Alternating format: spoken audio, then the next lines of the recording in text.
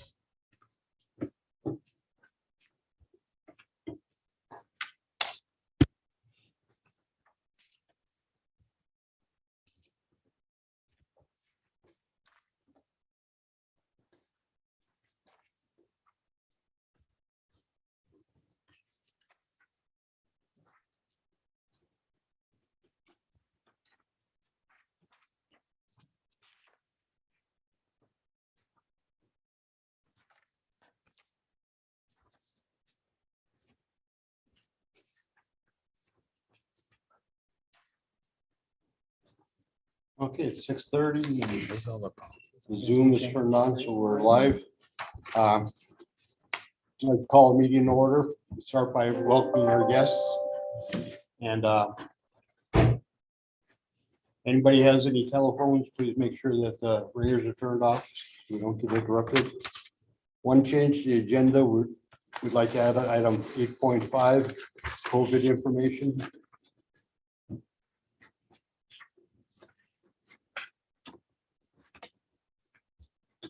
With that in mind, I'm asked for a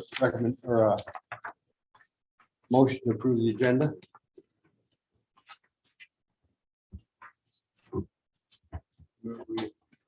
Approve the agenda With the addition of the, with the addition of item 8.5. yeah, motion from Mark. Do I have a second? Second from Lori. All in favor, raise your right hand. 7-0, motion carries. Next item on the agenda is open forum. During open forum, we give people who submitted request 5 minutes to speak. The board will not respond to or answer your questions until the next meeting. First person I have that signed up is AJ Womack.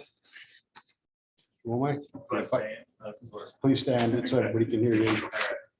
Yeah, I just wanted to open up discussion. I guess if we're not talking about this till next meeting, I think I'm more prepared for next meeting, but just opening up discussion for returning back to the 5-day work week. I know as a working parent, it is very difficult for me and my family.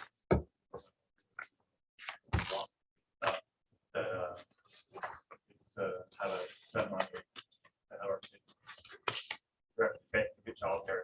I know that's so I was looking at to see if we can get the metrics like what we were using to gauge success with reported. We could look at a report that would maybe say that's very expensive. With time cost, that's fine. If not, I can put together.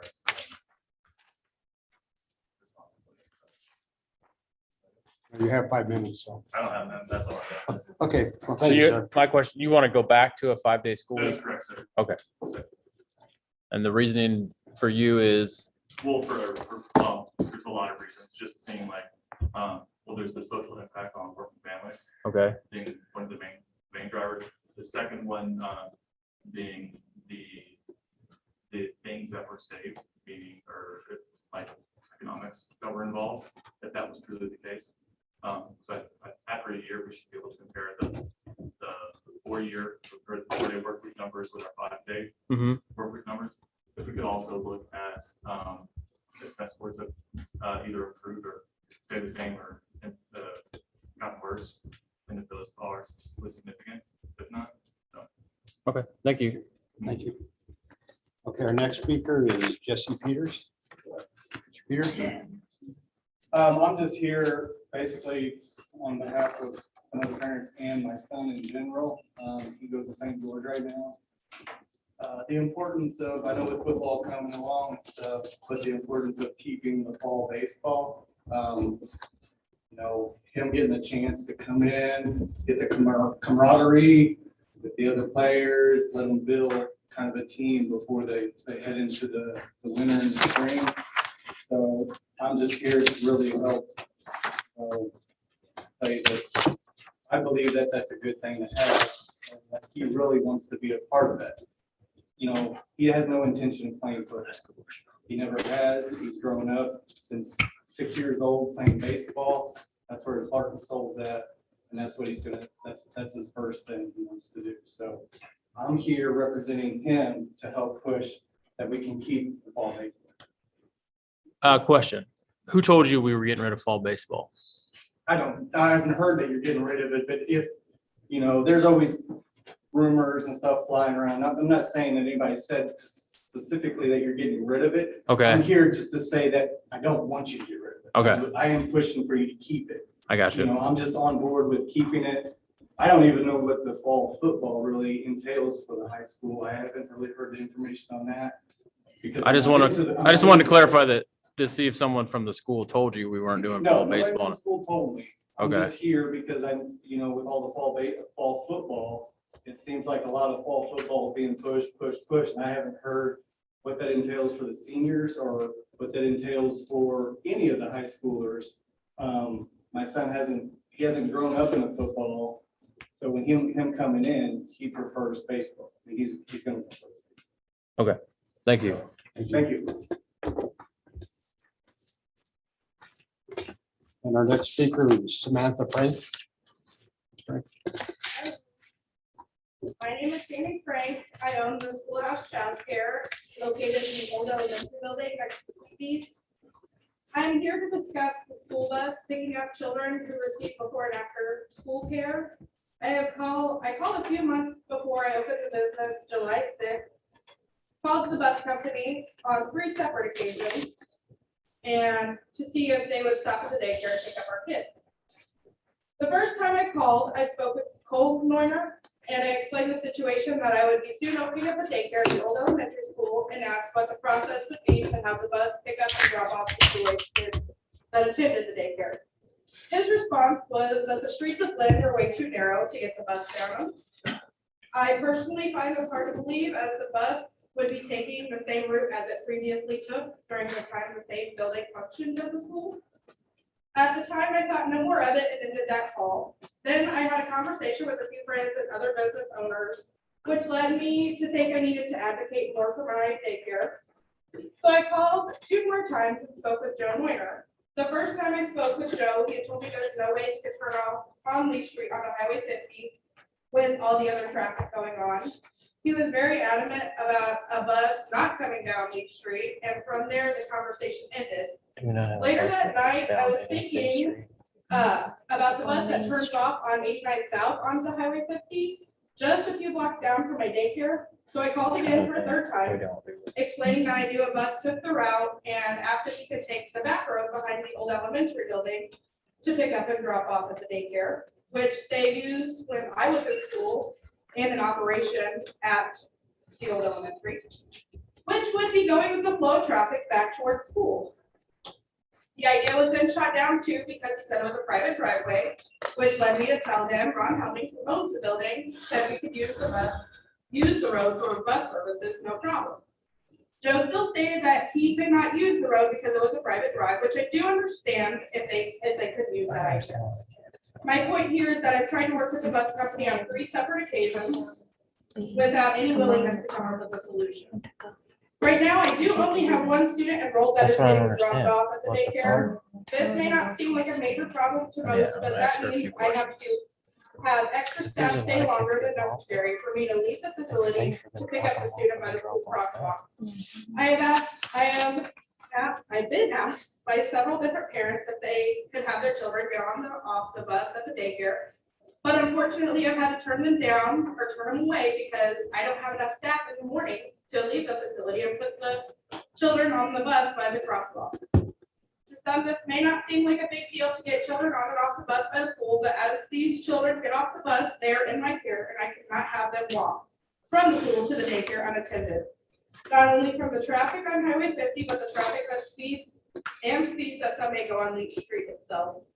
Having a bus stop at the daycare would be beneficial not only for my business, but to succeed, but as well as making sure children in my care are safe. Question. Yes. How many kids are riding the bus now that you, Right now, I only have one, but I can't take it anymore unless they turn them away. okay, how many of you had like potential then you would say? Well, I probably had about 6 different people ask about morning care at least, and I can't do morning care at all.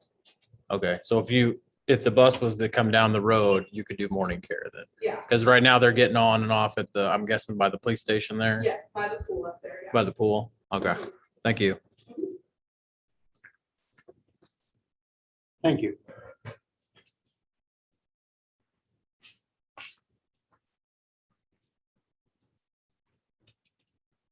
Okay, next item on the agenda is Tricia.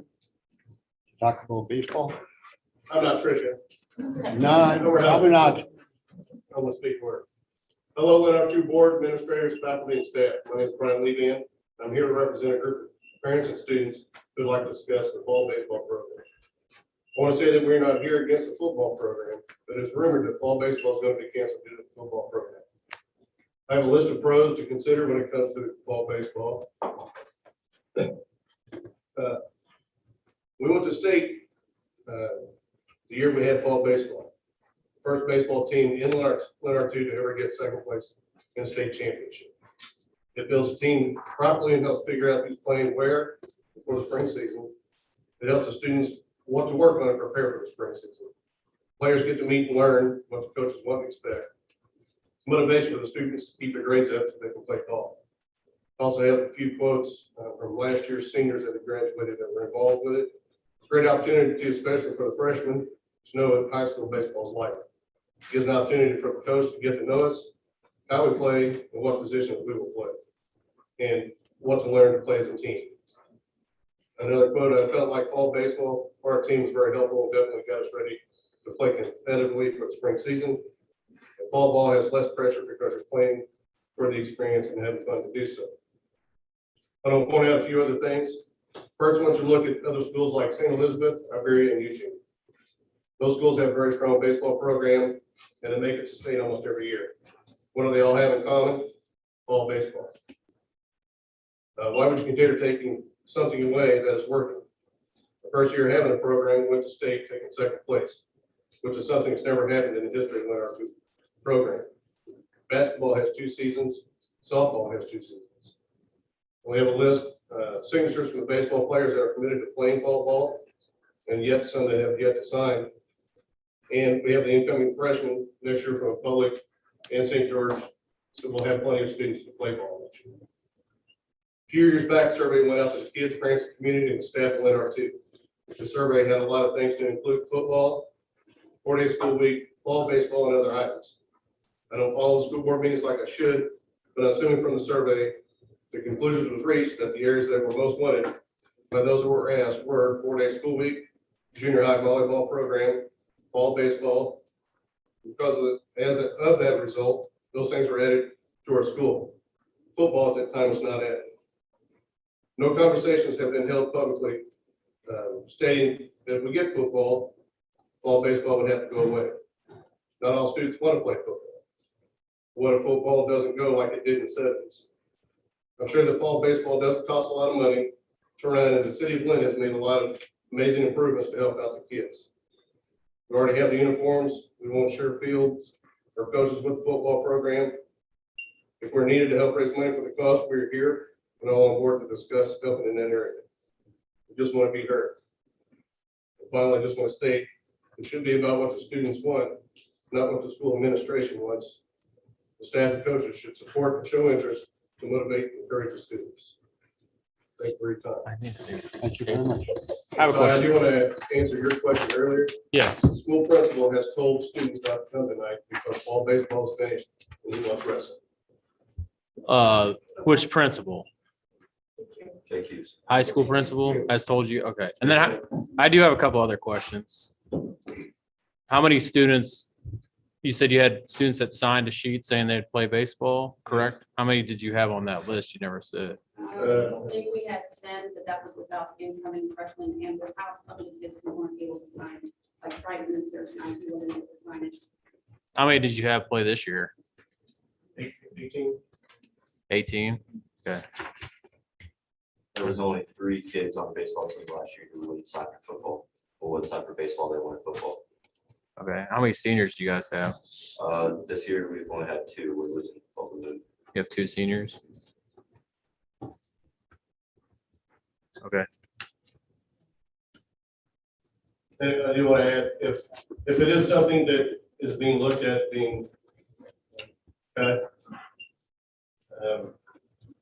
before we just cut it clean off, let's try it for a few years. If football's, and if they're worried about football causing an issue, before we just cut it and say, it's gone, at least try it for a few years to see if there's an issue.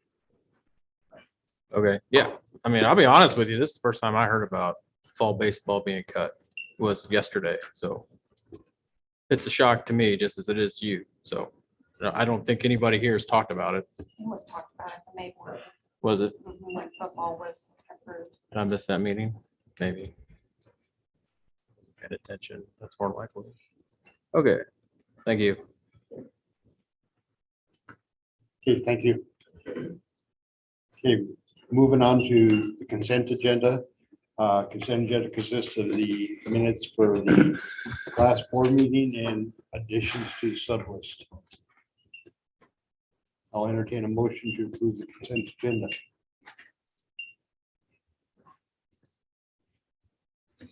I'll make a motion to approve the consent agenda. Motion from Lori. Do I have a second? I'll second. Second from Naomi. Any discussion? All in favor, raise your right hand. Abstain from that one. Yeah, so we weren't there. We weren't here. I have 5 and 2 abstentions.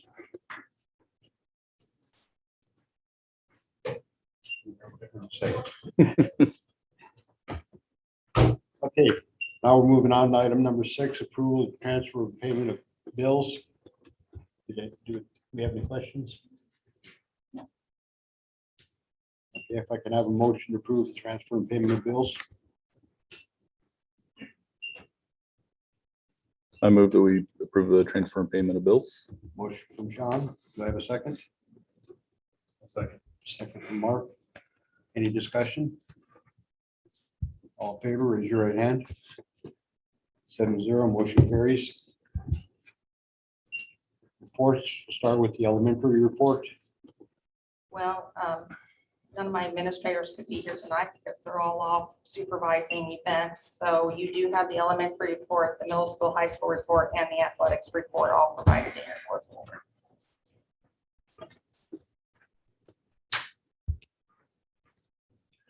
We'll mention I like the new format for the high school report. Lots of pictures and, Few words. yeah. Yeah. Yeah, they do a good job taking pictures. Okay. That in mind, we'll move on to the superintendent's report then. Just a few things to highlight this month. We did administer the ASVAB on September 23rd, and the PSAT was administered on October 13th. December, I believe, is when our students have their next opportunity to take the ACT. Again, Mrs. Wolf does a fantastic job of getting those scholarship opportunities out to kids. The bulletin is already just full of opportunities that are already open and available. We have already participated in 3 professional development sessions at the elementary in the science of reading training, and that has so far been extremely impactful. Parent-teacher conferences are Monday from 12 to 7, so teachers are going to be available to meet with parents on those nights. We do have a Red Ribbon Week speaker this Friday, October 22nd. Brandon White will be here presenting to the elementary at 1 and the middle school and high school at 2:15. We also have the craft fair this weekend, so that is coming up. Just a couple other things. The mayor conference is this week. Dennis is going, I'm going, and then Mark Baker is going. Mark will be participating in board training for new board members. And again, elementary student science of reading training. One thing I wanted to point out is our ESSER 3 compliance plan and budget have received final approval from DESI. So once that money has not yet been appropriated, so once that money is appropriated, all our parts of the process are finished and finalized. There's just a lot of uncertainty right now if that will be appropriated at the beginning of the legislative session, at the end of the legislative session. So right now, none of that money is budgeted because I don't know when it's going to be available to pull down for use. But our part of the process is done once it does get appropriated. We're still waiting on the report from the engineers on the elementary HVAC system. They did come, walk through, just reaffirm that we have some pretty major issues. So we also have the roof. There was a report on a roofing update in your folders. Thankfully this week, the weather's cooperating a little bit better, so they're making a little faster progress than they were last week.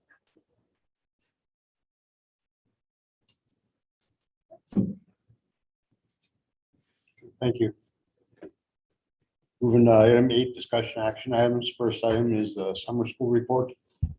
So we got our summer school report from Catapult, and this is just on the elementary program this year. At summer school, we also offered personal finance and health at the high school level. So our average daily attendance was 85.36. In summer school, they say anything over 80% is considered successful. So we had a very successful program. Our staff surveys, 95% agreed that teaching in the Summer Journeys program was a positive experience and they would do it again.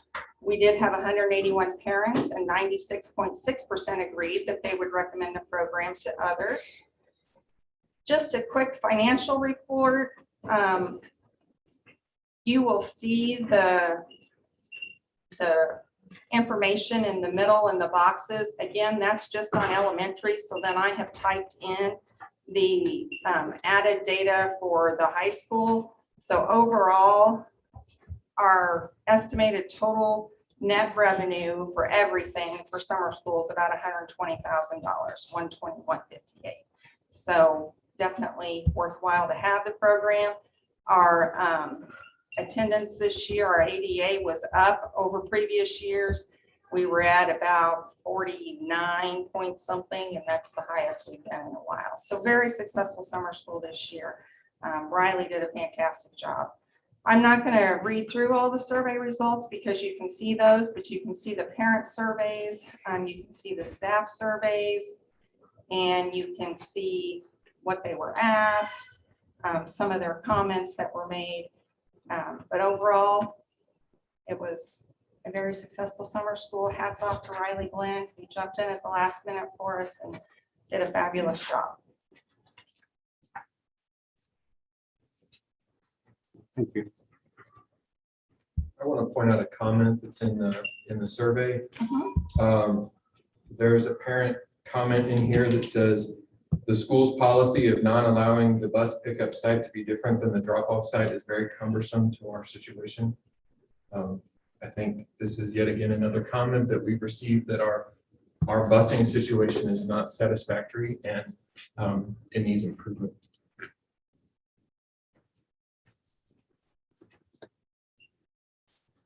And then additionally, for a full disclosure, I do want to point out that,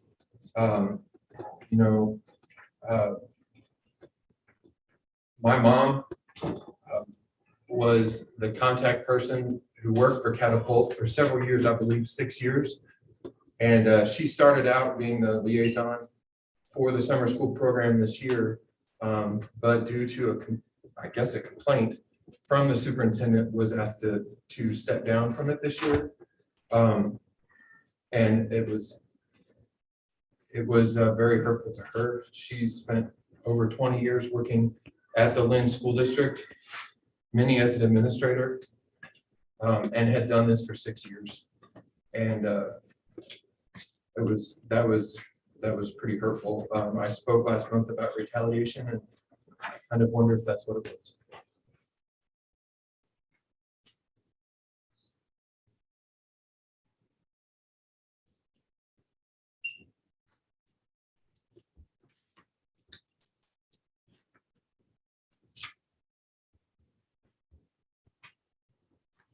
Anything else?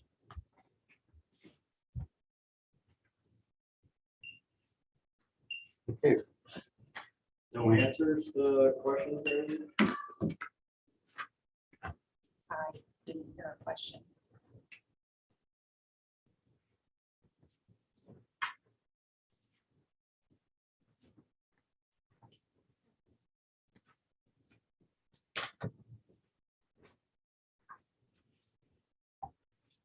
okay, moving on to the football update. Football. You're up. Had a meeting October 13th for the 8th grade through 11th graders. Got about 40 kids. Hey, can you stand up? I'm sorry. I'm sorry, dude. I can't hear I you. got 40 kids signed up for play football next year, 8th grade through 11th grade. While we had the meeting, I sized their heads and shoulder pads and helmets. So hopefully I get that order here in the next 2.5 weeks, maybe.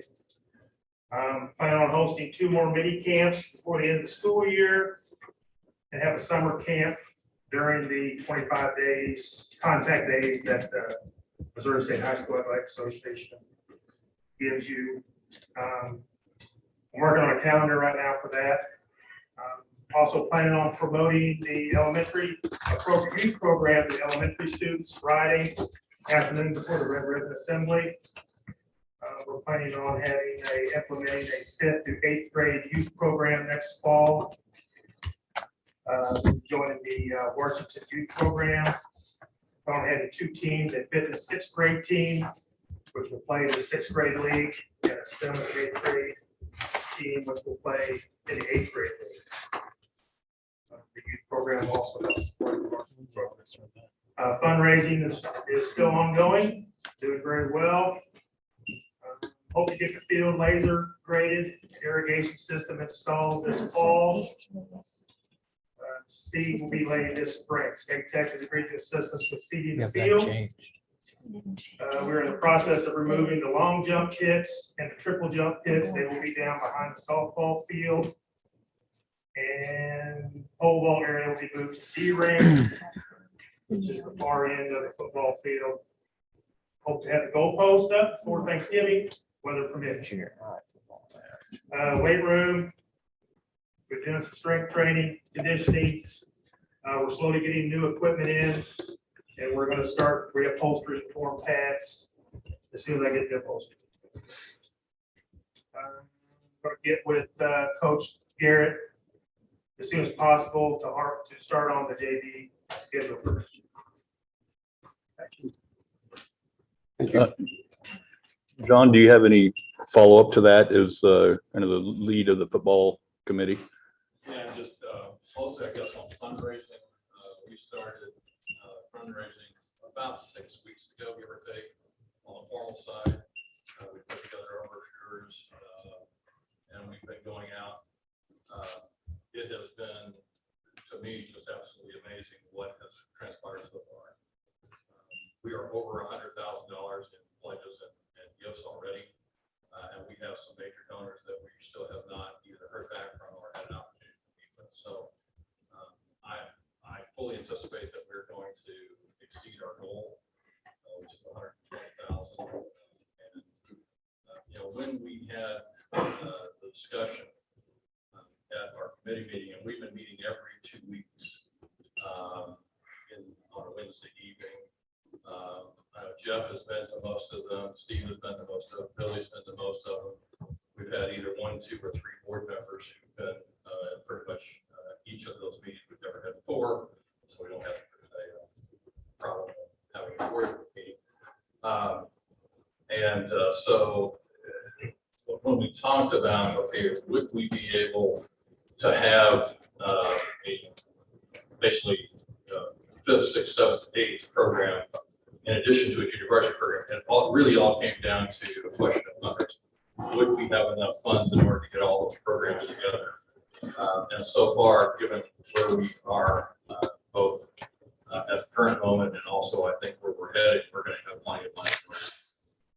I mean, we've got a lot of work to do, as Steve has just indicated. in terms of the field, getting the goalposts up, getting the runways, et cetera, moved. But it's been absolutely unbelievable to me how much support there's been in this community to get this done. And how quickly people have jumped on board, and not only just with their emotional support, but also with their pledges and their monetary gifts to this. So I really didn't anticipate this going this well. It's been amazing. We've had very few people that we have met with that have turned us down in terms of making a gift or making a pledge. So right now, I think we're probably ahead of where I thought we would be at this point. Getting toward the end of this football season, like, probably it's a long way away, but there's a lot of work to be done between now and then. I think the committee's been working hard. Steve and Jeff has been just great. Billy, now that he's on board, I anticipate that we should be in great shape. One question. You said you had 40 kids for Yes. JV. It'll be freshmen through seniors next year. Okay, that wasn't part of the plan, right? Am I right? The plan was junior high football, correct? So let's talk about that a little bit. I know when we talked when you had the meeting last month, we weren't quite there with regard to money and some of the things. So we've been having those discussions and ongoing. I think probably in the committee's mind, they've taken the next step. As far as we've had, I know we've had a question with regard to what did the board approve? And technically the board approved starting football according to the official minutes. So the question becomes, do we want to go back? And I'm okay with that. Do we need to, and I shouldn't say I'm okay with, I don't care one way or the other. I think we'll have the votes either way to vote to follow the new plan as recommended by the football committee. Okay, I'm asking because it was junior high, then you're coming at me with JV football. And that does make a difference a little bit because the numbers are going to be different than what we thought, obviously. So, yeah. And so I just didn't know what was the committee's reasoning for just going straight to JV? Was there? Ninth graders can't play anymore. And when we started all this, we thought ninth graders could fall back and play junior high, but they've changed the rules, so they can no longer do that. Gotcha. Am I Yes. saying that correctly? Can't play down, but you can play up. Okay. So that was the impetus for the whole So thing. that's the reasoning we went to straight to JV. So will there be junior high and JV or Just just JV. The JV, but it will be, junior high will be a club sport. okay? So that would be completely outside of what we do here. Outside the school district. So like a Blair Oaks Blair and Oaks and Owensville, Herman. Okay. So the plan is fall next year, we're gonna have JV football, Correct. not junior high football, correct? And then the elementary is gonna be its club team, correct? Junior high and elementary will be club. be 5, 6, 7, 8. So they'll have 2 teams. I got you. And that 40 kids he mentioned is girls also, so it's gonna be co-ed. And that's just the public school kids at Candace. I have a meeting tomorrow with 4th grade through 8th grade at St. George to see how many of them are wanting to play in on that before they go to class in the morning. Hit up the other teams, but Chamoy's been asking about it. So. If they can play on the club, not JV. Okay, you want to talk to them about the club, not JV, right? So St. George, the club is not limited to this school. Right. Right here. Gotcha. So this, and again, I come back, this is really the first time we've kind of had our ducks in a row. We were working towards this last month. We didn't have the money where it needed to be. We definitely, before we brought it to mention in the community, we wanted to show that, yes, we do have widespread support because we know this is going to be a little more expensive than just junior high going straight to JV. And that was kind of the discussion we had when we approved it, that there's not a lot of risk with just junior high and the cost associated with it. So we definitely wanted to make sure that we had the funds in place, and I wouldn't say that we've met our fundraising goal already, or I wouldn't say we have not met our fundraising goal, but we we still have a ways to go, which is, again, very exciting to know that the community support is there for football. So as far from as a financial as far as the standpoint. committee goes, you think you'll have the money, the field and everything ready to go by next fall for JV? We have the funds in place for, we don't have, and you guys correct me if I'm wrong, we can't do lighting upgrades at this point. We probably can't do the stand upgrades, which was never our intent. But beyond that, I think are we pretty close? John, do you agree with that? Yeah, I mean, we've already had some expenses that we anticipated that have come in much less. For instance, we were able to get basically 3.5 sets of goalposts from the zoo for $100. Because they were surplus and we were apparently the only people that did them. So we got those for $100. We have a 5-man locking sled that Sean was able to pick up in Iowa. Those are typically about $5,000, give or take. And we got this one for $500. And then we're gonna do some work on it. We still have to buy the pads up for it. So we've had some things that have come in at less than what we anticipated, which is good news, but we're still looking for others. You know, we can find some stuff on surplus from other schools. It's a big savings for us. But yeah, we do anticipate that we will have enough money to support the beginning of 3 teams, basically. So 5th, 6th, 7th, 8th, and then junior high program.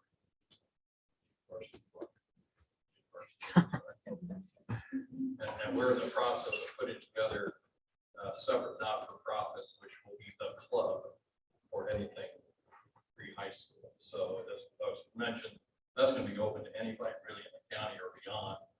And we don't have to worry about co-op agreements and that kind of stuff because it's not, it will not be part of the guards system. It'll be self-sustaining at that level.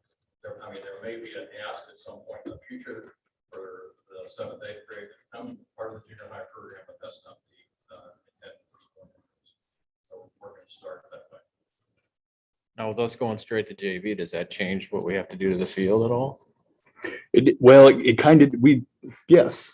I mean, we've got quotes on it. I think to regrade the field is about, is that 15,000? I'd have to go back. 15, irrigations 25. So we've got quotes on that and we've got the funds to do that. Okay. Because I figured it would make a difference if we went straight to JV, because I'm sure they have different rules on the field and length. And stuff. We could play. I think we had several consultants look at it and determined that we really probably should regrade it and reseed it. So. Gotcha. And what is the plan with the jumping pits and stuff? Because track starts in February, I think.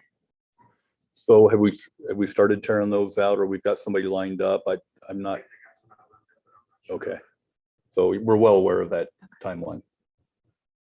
I don't want to take away from our track athletes. So Mr. Garrett has everything designed from behind the softball field. So he knows about it. He's working on that. Baseball field. Yeah, I got you. I'm trying to think. Yeah. Some of the questions I've gotten from patrons that have contacted me is because it was discussed in May, adding a junior high program, and it hadn't been discussed at a board meeting in an open forum to add junior varsity, why were things sent out to businesses saying we were going to have a junior varsity program before that was ever discussed with the board? 40 minutes approved football, the 40 minutes was not very specific about what grade it was. I think we approved the timeline as we approved this proposal, I thought. Well, and I mean, technically we approved, the minutes reflect we approved starting football, and that's all they say, which that's the official record. I mean, we could go back and revise them to this calendar, or we can discuss it tonight and vote on the revised timeline. Either way, I'm okay with it. I think once we got started, we learned that the rules that we were going off of, we were trying to follow what Russellville had done and some other schools, and MSHSA's setup changed and that their requirements changed. And so that kind of made us realize as the football committee, I'm speaking on behalf of the football committee, that our timeline wasn't quite going to work. So I think that's what prompted the change. It wasn't any slight. No, I mean, based upon we had 3 administrators in the room, or 2 administrators in the room.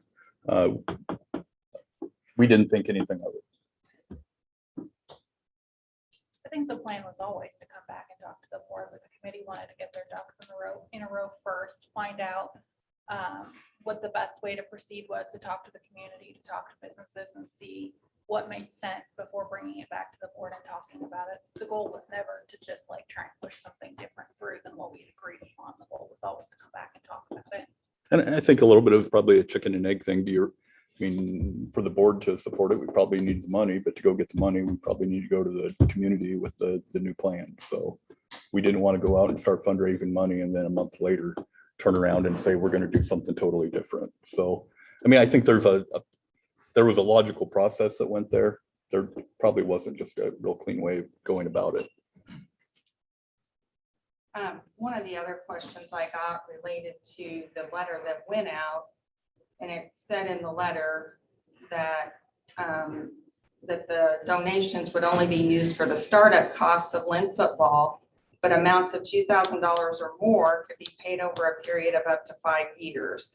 So if they're only going to be used for startup costs, but you can pay them over a 5-year period, who's going to front the cost while those donations are being paid over a 5-year period?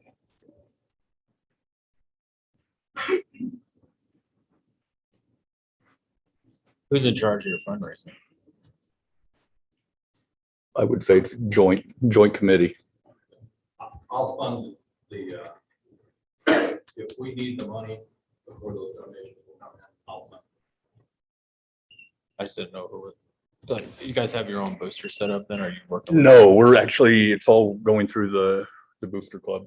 So the intent is a year from now, there will not be a football boosters. It will be athletic boosters. I got you. Yep. Don't want to create competition between schools or any hard feelings. And Some schools run with their own football booster, and then the other sports have the other booster club. I just didn't know. I couldn't remember how we. That's really, I mean, we Set discussed that. it at length and it's really not our intent. I think the entirety of the booster club would rather bring up everyone than just Gotcha. football. So the plan is to keep, if donations keep coming in, to keep putting money towards the football program to help the school out, right? My guess. Sure. And hopefully all the fundraising would, I mean, float all boats and we'd have more money for all athletics, Right. would be our hope. Because we're gonna need more uniforms after year one. We're gonna have more students that come on board. We're gonna have stuff that eventually needs to be replaced. So I think that some of those uniform costs are not going to just be in the first year. Yeah. And I'd make the argument too, that startup cost, I mean, we're going to be starting this program I'd make the argument for the next 5 years until we have varsity football. So I still don't think that's inaccurate, that there'll still be startup costs moving forward until we get into varsity football. And then I had a business owner contact me earlier, well, at the end of last week, and say, what exactly is my donation paying for?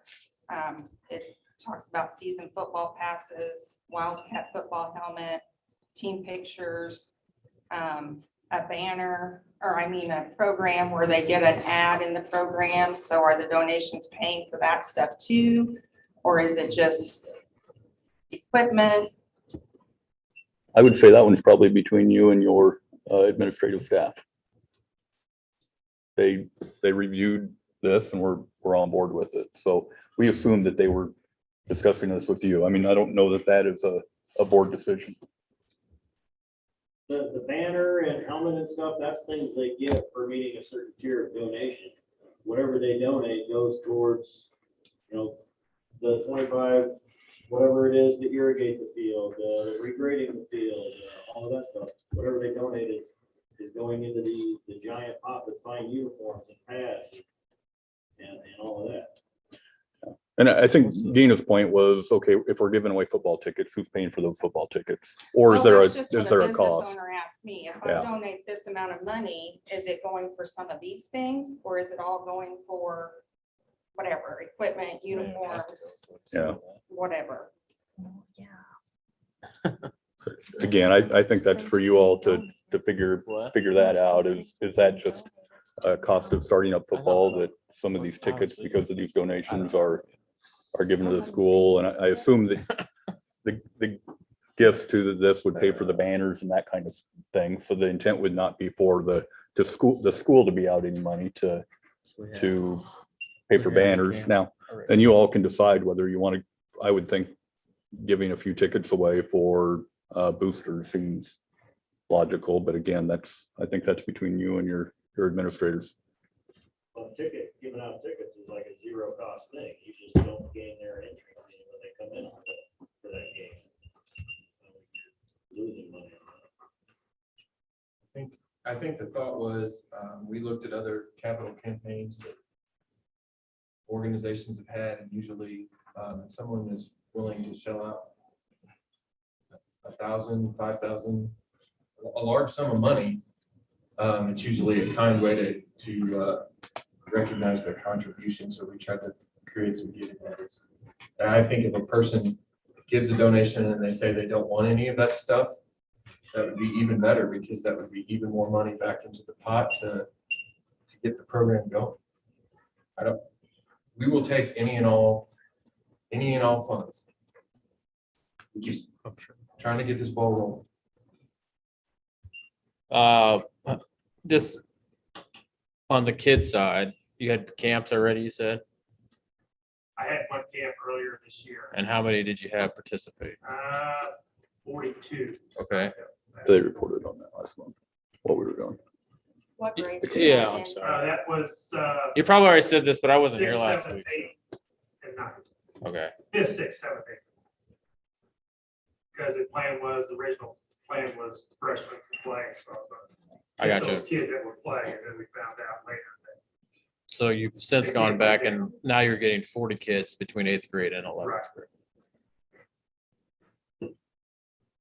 So I think your numbers are there. Yeah, that's always been my concern from the get-go, was the numbers. I mean, I went to a game against Sweet Springs and Russellville, and Sweet Springs had 19 kids dressed. Russellville had 29. That's last month. So on this, so we want to do JV for how many years you thinking that's going to take, bro? I just do it 1 year and go for it in varsity. Okay. If it was me, I mean, I didn't know unfortunately, I haven't been to a committee meeting, but I was just curious what the thought process was since you guys changed it to JV. I would say one year at least, JV. And then go straight to varsity. Straight to varsity. Okay, thank you. If you're gonna have kids, you're gonna build up the kids, you're gonna have kids in 1 year, it's got at least 2 years experience. And there's a lot of teams out there that's got 2 years varsity experience. Yeah, they played before that, but they got 2 years varsity. I don't know what's the rule on. Like, Can seniors play on JV? yes, they can play. Huh? On a team. They can't, because you don't have varsity program. Okay. I know when I used to run back in the day, there was a rule. So you're looking at the students that are currently 8th grade through 11th. Right. And I handed out copies. You may have seen this already, that there was a really nice write-up in the Just City paper. Apologize, I don't have enough. I think you've already seen one. I think you saw one on the very first homecoming for Russellville. Oh, I heard we're actually finally one game. They won two. Yeah. And it just talks about how football has developed this homecoming tradition that they've never had before in the fall, and they had their parade. Anyways, it's a very positive article, and I think that's one of the things that we as a community would also gather from football is the homecoming tradition of football Friday nights. But kind of the intangibles. Field shows for band. Things like that. One of the things I also did, because I get asked this question a lot, so I tried to put this together so the board could see it as well. I get asked quite a bit, you know, what's it gonna cost the district? And so I just put this together. This is a best guess at this point for what it's gonna cost us in year one. Approximately, and again, this is best guess, $33,000, a little over $33,000. And then after year one, we know we'll have to reseed and fertilize the field, have to do some equipment replacement, and eventually have to have a grandstand and a press box. And then for the future down the road, I know that the goal would be to get locker rooms and a practice field and coach's office. So Do you have quotes for all those numbers? do I have what other districts pay, like for coaches. And the grandstands and all that, or is that just? That was just a guesstimate. When John presented back in May, he threw out 95,000, so I just put 100,000. I don't know exactly how much it's gonna cost, but between grandstands and a press box, I mean, it's gonna be a pretty high dollar item. Yeah, I think that's what Russellville spent about 95,000 for their bleachers. Yeah. And then they had basically volunteer work to build the press box, so they paid the materials for that. Right. And that is, as I've said up front, we are not going to be able to raise enough money to pay for that. So Right. at some point, the district is going to have grandstands. In the meantime, we can use the portable bleachers that we have at the fair. Right, so that would be. That's not ideal, but it works for the short term. Right, so that would be an expense after year one, for sure. So that's my best guess at this point as to what it's gonna cost the district in year one. But Russellville told me that their year one varsity, they figured was somewhere around 18,000. That's coaches, transportation. That didn't include startup costs, is what characterized. This is work. I appreciate you putting this together.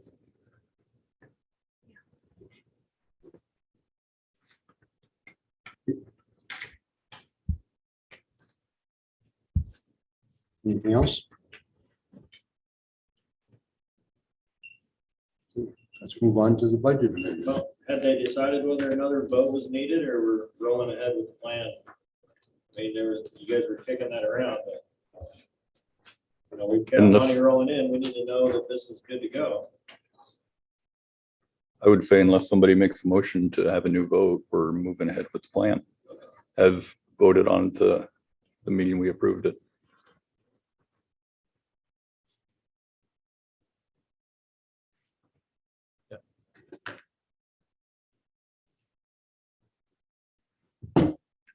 Okay, moving on to the budget. This is the month we typically do a budget amendment. So just as an explanation, I put in there what has been done overall to the budget. So for increased revenue for assessed valuation increased about $94,904. The Department of Health and Senior Services grant, $144,000. That does allow me to move some of our classroom trust fund out of Fund 2 back into Fund 4. So you have to take that out of your revenue because it's not in Fund 1 and Fund 2 anymore, it's in Fund 4. So even though we don't actually lose that money, it's not in your unrestricted money anymore. So that gives us a net revenue gain of $111,428. And the main reason that I moved that over there was because, again, going into next year, we know we're going to have to do something with the track. That's a definite issue. There's going to be some additional expenses for other things. So we need to end the year with as much money in Fund 4 as we can. So then whatever we put in Fund 4 next year, we'll just build that up. So we have the money in Fund 4 to do those projects that need to be done. They aren't getting any cheaper. It also reflects the raise that was approved in June. So that's where you see that total salary addition there. We had some purchase service amounts that went up. Some of those are due and some blocks of supplies that went up. And again, some of those are also due to the Department of Health and Senior Services grant. So for example, nurses, they don't typically get $6,000 in supplies to spend, but because we got the Department of Health and Senior Services grant, that amount went up as well. Same thing with building operations. So some of that is a direct result of the grant. But the total increase of net expenditures is 141,493. So our initial budget had a surplus of 87,875. With our increased revenue and increased expenses, this revision has a surplus of 57,810. Again, that's because I moved that other money into Fund 4. Were the textbooks just an oversight, or is that something you decided to add later? Yeah, I was not, when our other high school principal left, I was not aware that we needed new math textbooks. And when Jeff started and our math teachers started giving him what we're using as textbooks, it was Oh, time. good. Okay. Especially in Algebra 1 and Algebra 2, that's what we. Were they just old or? Very. Okay. The increase for summer school, did we just not have anything in the budget for summer school or not enough? We did, but as our enrollment increases, so does our expense because we pay per student. So our increased enrollment meant we had an increased expense as well.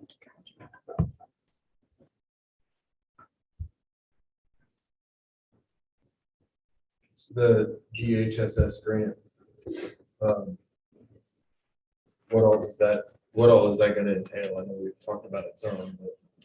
So what we're going to be able to do with that money is kind of a lot of what we're doing with ESSER money. We're going to offset some salaries so that then we can use that local money for some other things.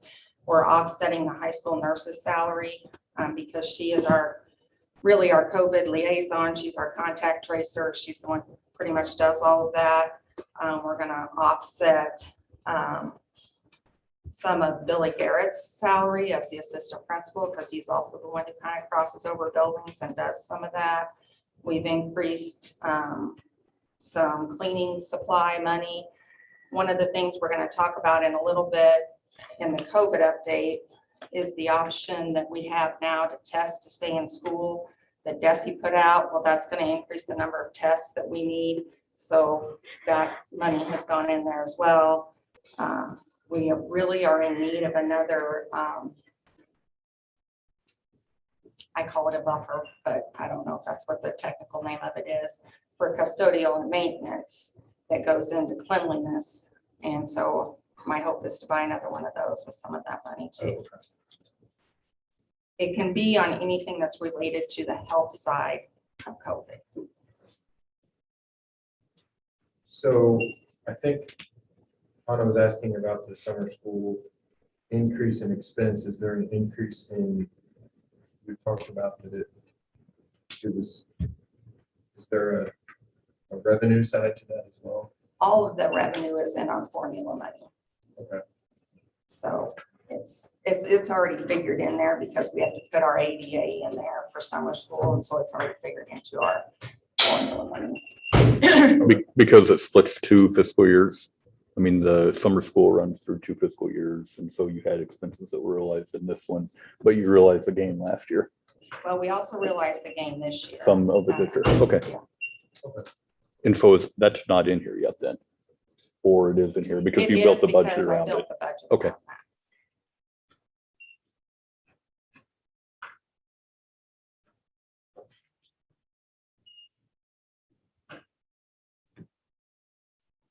So that 57,000. Is that general revenue or is that, okay, so it is general truly. Yes. Oh, that's General. very, very good. And again, that's putting another 124,000 in Fund 4 that will set us up in better shape next year for the projects that we need to do Excellent. next year. At what point, because, I mean, that fact is atrocious. At what point do we need to get on someone's waiting list? Because I'm really worried that we're at any construction project right now. is so backed up. Billy and I have talked about that he really needs to hit that hard after Christmas so that, I don't know what's happened to my voice all of a sudden, so that we can start planning to get that done next year. Unfortunately, with the HVAC issue at the elementary, the plan for doing it this year isn't gonna happen. So we want to get it done next year as soon as possible. After football season. When does fall track start? First part of August. Oh, so you'd only have like from July 1 to August 1 to get it done, which could be a possibility. Cross country, they don't use the track. Okay. My So- main thing was football. I don't know that we could do it while football's going on. So then you're gonna have to wait and complete another year. It'd be interesting just to get a contractor in here and just see, could we get it done in July? Vernon Jones has been here, but we need to get more, we need to get Fisher Tracks out and have them. Put an do a cost RFP out. proposal for us Yeah. to see if we can.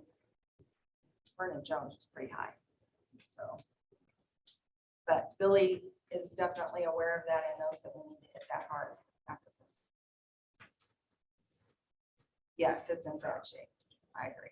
And we're not sure if the work on the football field is gonna do damage to the track if we get it all fixed and then they run across it with. Yeah, we put enough dirt on it, it'll be fine, but yeah, it's a legitimate concern, I mean, we need to invest. which it'll all be done by then. Yeah. Yeah, it'll all be done. And that's kind By of July what holds 1. us back right now. Yeah, it'll be done by July 1. What do you need a motion? Yes, please. Need a motion to approve the budget has been. I move that we approve the budget as amended. Second. Motion from Sean, second from Ty. Any other discussion or questions on the budget? All in favor, raise your right hand. 7-0, motion carries. Next item is volunteer procedures. This was something Hannah had asked to have on the agenda, so. I was just curious, in the past, we have required parents that are attending field trips to have a background check or parents who are volunteering. But I don't think that we've ever classified a parent who just attends a school party as a volunteer or required them to get a background check. So I was wanting to understand that. That changed in early 2020, February-ish. Yeah, it was right before COVID hit. So we had just started that process and put out letters to the public and whatnot, and then COVID hit and we haven't had to deal with it for the last year and a half. But that is something that changed in early 2020. Was it a law change, a policy change, an administrative change? What changed exactly? It was the law change and a policy change that anyone who is considered a volunteer in your building that's going to be interacting with kids needs to have some type of background check. So how do you distinguish between who's a visitor and who's a volunteer? Well, a visitor, I would say, would not be directly interacting with children. But I mean, I'll admit because as I understand it, if a mom or a dad comes in for a kid's birthday party, they are now a visitor versus, I don't know, call them whatever you want, a guest or, but do they have to have a background check to come in and We volunteer for a actually party? don't let them come in for birthday parties, but if they're coming in for a class party, Okay, then yeah, they have to have, like if they're coming in for Halloween, Valentine's Day, whatever, then they have to have a background check because they're interacting with the okay. children. in the So that seems super extreme to me. So I'm curious, the discussions that occurred between the existing board when that was discussed. Well, I think as you read that, there's two different. The non-screened volunteers are not having to get a fingerprint check. They're basically just getting the $13 highway Background. patrol record check. But if you're gonna be like, go on a field trip overnight or anywhere you're actually supervising children, then you have to go through with the fingerprint check. So I mean, was that when you had that discussion, was the intent there? If a parent comes in for a classroom party, they're gonna have to have a background No, I check? think a lot of it was done because of the law. It was the law that was, it wasn't necessarily. That's not the way the law is written. I mean, Our we're school attorney selectively and interpreting the law. As far as I can tell, we're selectively interpreting the law. Now, you can prove me wrong, but it looked to me like if they're being left unsupervised, the law doesn't say that they have a background. It's up to us to make that decision. I would say that policy was made based on us talking to our school attorney at the time. And that's probably, if you're asking where that came from, that's probably where that came from. Yeah, That was a also discussion. from Missouri Consultants. Yes. Which we hire them to interpret the law and they provide more policy. Okay. So I would say, let's bring that up next week and let's come next year or next month. So we have a chance to look at this. That supports the law that differentiates between screen volunteers and non-screen volunteers. But you're defining what a volunteer is. And I'm saying they're not volunteers if they're coming in for a party. I looked at this and there's a policy 1425 for volunteers, screen volunteers, non-screen volunteers, and how to apply. The next policy is visitors to schools. And the way don't get me wrong, I think that if someone's going on a field trip with our kids, if they're doing anything that they would be by themselves with a kid, by all means, they need a background check. And I think that that's what this policy, that's how it reads. It also is pertaining to people that might come in and be like the foster grandparents that come in and read to kids or help. I see that the way that this policy is written, that a volunteer is like a regular reoccurring thing. A visitor, the way it's written to me, I see that a visitor would be someone who comes in one time, they're observing the class, and they're not going to be, taking care of kids by themselves. I don't see that we need to trouble someone for a background check to come in and watch the kid, eat snacks and refreshments and play a game. They're going to be here for 30 minutes, an hour. I don't see that it works that way. And additionally, like later in the year, we'll have things like, I know I've come into the classrooms and read to students before. And I would like to do that again. I think that that's very valuable. But I'm not a regular person. I'm just a visitor. I don't see that. I think that's a little cumbersome. And at a time when our PTO is working so hard to get parental involvement, I don't see that we need to subject everyone to a criminal background check. Do I think that there are times like field trips where we need a criminal background check? Totally. But if they're coming into a classroom in front of the teacher, in front of other parents, I don't see the need. And I don't see that that's the way that our policy is written. Just food for thought, and we can bring it back up next month, and I'll get guidance from our attorney again. When this first came out back then, we actually had a parent who had just been convicted of possession of a controlled substance with intent to distribute a controlled substance, as well as manufacturing a controlled substance, felony charges. Wasn't put in prison, but had some substantial consequences. That parent didn't think that would come back yet because it had just happened. He had to do a background check. It came back. We didn't let him come to the class party. So that's the kind of thing we're trying to avoid, is even if they're not left alone with students, and that's what a non-screen volunteer says, is that they're not left alone with students at school or school activities. We have no way of knowing what the background is of people who are coming in and interacting with our kids if we don't have some type of background check. It's very possible you could have a sex offender come in and we wouldn't know it if we don't do it back. You could. That's if what we the don't know. registry is for. They're already not allowed to do that. But that doesn't mean they don't. And if we don't have a background check saying that they can be here, we're not necessarily going to know that they're a registered sex offender. Can I look it up? Absolutely, but I would have to know first that I needed to look it up. I can't look it up for every parent who wants to come in for a class party. That's the kind of thing that a background check prevents, are those types of situations, because don't know, I just think it's something we need to really think about for our kids, because I know that there are people that I wouldn't want around my grandkids in their school. Well, that's the point of them not being left alone with kids, so on a volunteer status. I think, I think it's a good discussion to have, and it's something maybe we should think of on over a month. I mean, are we creating a rule for an exception? Because you're gonna have bad people that do bad things, and they're gonna do bad things regardless. I mean, it's just gonna be tough to stop some of that, because if they're not, I mean, to be honest, if somebody is dead set on doing something bad, they're either gonna do it here or somewhere else, and it's, yeah, I mean, I get that, but I just, but how many people could we potentially alienate by saying, no, you can't come to school, because they had really good intentions and just wanted to, hey, something came up, their kid's really excited about something and said, will you come in for Grandparents' Day or whatever it is?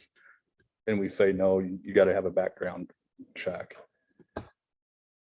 I don't know, just seems, it's disappointing that we've come to this point where if you come to visit a school, you've got to have a background check for anything. Come on, man, yeah.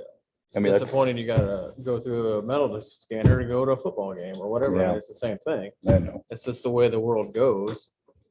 I'd like to think we're better than that. I would like to think that too, but we have to look at the legal side of it too. We Which don't I- want to be liable for, Yeah, I don't and think we I'm are. not, and I'm not saying the policy is 100% great or 100% against it, but I mean, we have to have rules. I know people don't like the rules, but we also have to look out for what's best for the school and the children in the school. Yeah. So what what I'd like to, What do you- let's give it a listen. month and then say, okay, how did we interpret that law? Did we interpret that law correctly last time? Or did we take it to the furthest extreme we could take it?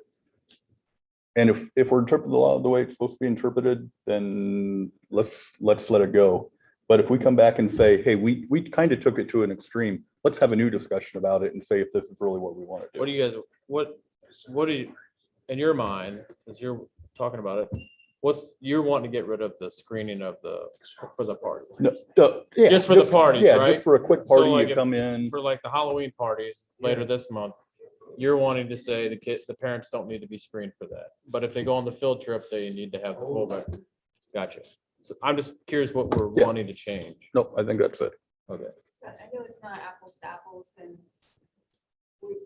my husband and I do a lot with scouting, like it's sort of similar, they have very similar policies for background checks, like as a leader, I already get the whole gamut thrown at us, because we're gonna be with those kids, you know, and overnights and whatever, but then we have parents that just show up to meetings and they don't necessarily go through a background check unless they're gonna be around the kids for over a certain length of time. So I don't know if that's something, suddenly there's like a time limit, like if you're just gonna be there for a few hours, then yeah, you might not necessarily need a whole criminal background check, because you're gonna have other adults hopefully in eyesight.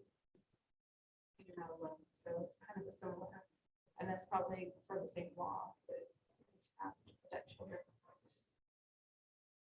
Where does Grandparents' Day fall into this? Background trip.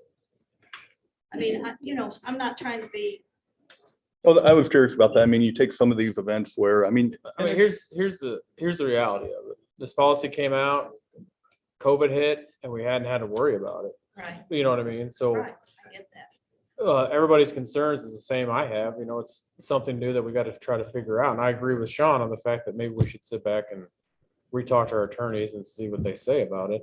But yeah, that'd be a question I would have is how does Grandparents' Day work? How does the public thing that we do with Halloween where the businesses come in and give out candy, how does that work? Well, you had a Yeah. health fair, That's what I'm saying, yeah. right, you had a health fair before school started.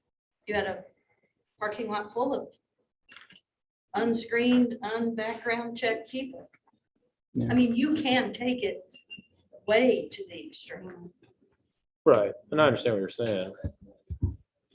so can we revisit this next month? Okay, thank you. Okay. Next item on the agenda is the COVID information. Jesse's changed the policy. Yes, so October 8th, DESI came out with a option 4 for schools to keep kids in school if they were a close contact. We were waiting for guidance from the Osage County Health Department as to whether or not they were going to allow option 4. And that came like late Friday afternoon that yes, they would. So option 4 is that it's called test to stay. Excuse me. And that is basically saying that if you're a close contact, as long as it's not a household exposure, you could stay at school as long as you don't develop symptoms of COVID-19 throughout the full duration of the quarantine, which is 14 days past the date of last exposure. You wear a mask consistently and correctly in school at all times during the quarantine. So again, that 14 days. And then we would do a minimum of 3 rapid antigen tests during the first 7 days of the quarantine period. So test 1 would be upon identifying them as a close contact. Then test 2 and 3 would be 2 non-consecutive school days within the first 7 days of the quarantine. And then, and we would have to do that as they came to school in the morning. So Johnny is a close contact. We test him right then. Of course, with all of that's with parental permission, because they also still have the option of having their child quarantined at home if they want to. But then on day, I don't know, day 4 is another day that we're going to test them. We test them as soon as they get to school that morning, and then we test them again on day 7. So at least 3 tests within that first 7-day period. And then they can still participate in extracurricular activities as long as we at least test them the day of participation in a contest. So if they have a ball game that night, we have to test them that day before they can participate in the ball game. So it's another option for us to keep kids in school. And again, all of that would be with parental permission. Obviously. I'll take the quarantine for 100, please. So Instead of getting tested 8 times in 1 week. I will say the rapid tests that they do are not, I mean, they're not touching your brain, so it's not quite as invasive as the other tests, but so I just want to throw that out there, that is an option. It's one we can legally provide to parents as an option. I just want to know thoughts. Wasn't one of the, I don't know if it was Jeff City or Blair Oaks or who it was, didn't they move to just put the close contact in a mask and watch for symptoms? I do think that they have done that. Part of that's based on the county. So Have we asked our county if they do that? if the answer is no. And Have we had student-to-student transmission this year that we're aware of? yeah, How many do we have out right now? Any? Or, none that I'm aware of. oh, nice. Does option 4 matter if they've got the vaccine? If they're vaccinated, they don't have to quarantine, they don't have to test. I mean, they still have to self-monitor for symptoms, but yeah, if they're vaccinated, none of that. If they've had previous exposure to COVID, like so they tested positive. doesn't matter? It talks about that. It's within the. That has to be, they've had COVID-19 within the previous 9 days. Staying at school. Not as good as So they're saying what naturally Cold maybe less Town is than doing, where they just observe them. I have empirical evidence. Yeah, I'm really surprised I that they're doing don't that. doubt that, not my Jeff City's call. doing that? I don't know. And the school nurse has to keep track of all these, this record keeping. It will. We just hired a new, or we posted a new position to help with some of this, right? Good with that. So is this antigen test that you take the test and then you have to submit the results to the state and then they send you back the results? No, it's a rapid test. The one we Well- do is the Binax Now test. You get it within, I think it's 15 minutes.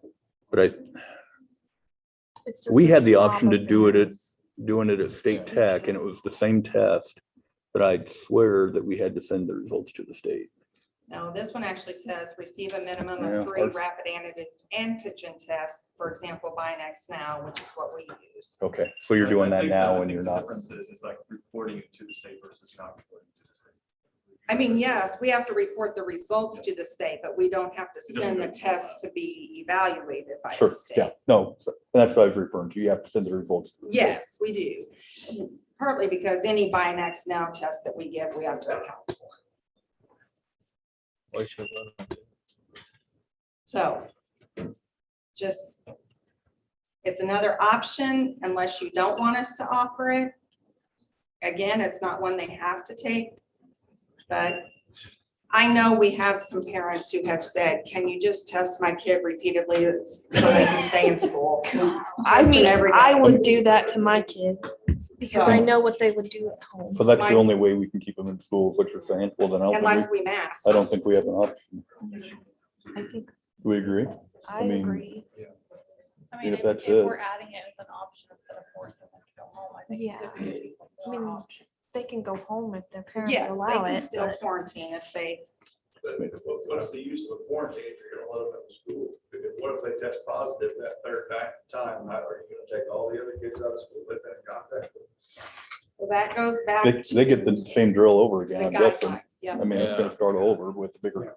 But again, if you don't have an option, you don't have an I was option. gonna say, I don't make the rules, I just, Yeah, I mean, I think we want to keep talking with the health department about following something like what they're doing in other school districts where they put the close contacts in a mask and then watch for symptoms. I mean, that seems super logical to me, but Does action need to be taken on this? I mean, not necessarily, it was just an option that I wanted to discuss and make sure that you all didn't Yeah. have any issues with us offering it as an option.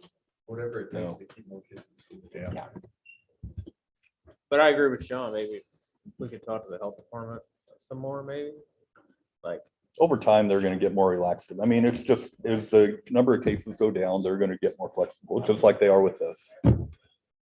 Hopefully it's sooner than later. yeah, Okay. Moving to section 9 announcements. Next regular meeting will be November 16th, 6:30 in this room. With that, I'll entertain a motion to adjourn the closed session.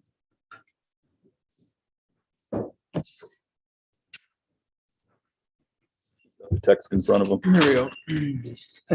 I make a motion to the board go into closed session to discuss topics allowed in 610.02121 RSMO. 12.1 approval of closed minutes, 12.2 discussion of personnel matters, and 12.3 student. Also sections Oh, and, 1, 2, 1, 3. oh, sorry. You need that too? What should we- 1, 3, 13. Okay, we need sections 610.021, 1 legal, 3 personnel, and 13 personnel records, And 6 student. and 6 student. We have a motion from Ty. Do I have a second? Second from Lori. Roll call vote. Mark, Yes. Lori, Anna, Yes. Naomi, Yes. Ty, Yes. John. Yes. Yes, indeed. 7-0, the motion carries.